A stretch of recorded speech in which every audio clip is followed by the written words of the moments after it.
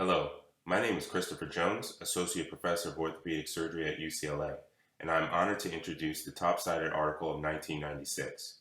The study entitled Plyometric Training in Female Athletes, Decrease Impact Forces, and Increase Hamstring Torques was published in Volume 24, Issue 6. I had the pleasure of interviewing the author, Dr. Tim Hewitt. First I asked him, why did you perform this study? Our group published one of the initial studies to demonstrate that women were approximately 6 times more likely than men to rupture their ACLs. We designed this study to answer the question why this was the case and how to reduce the risk of these ruptures. Next I asked, what is the biggest impact your paper has made on the field of sports medicine?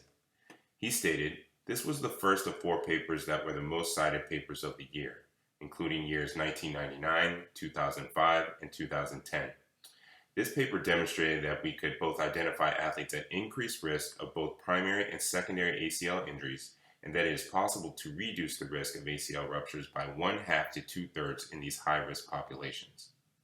Next I asked, what would you do differently now, or what did you wish you knew back then when you published this paper?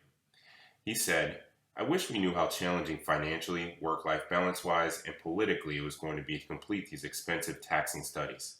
On the other hand, if we knew that prior, we may never have embarked on these highly important and impactful studies.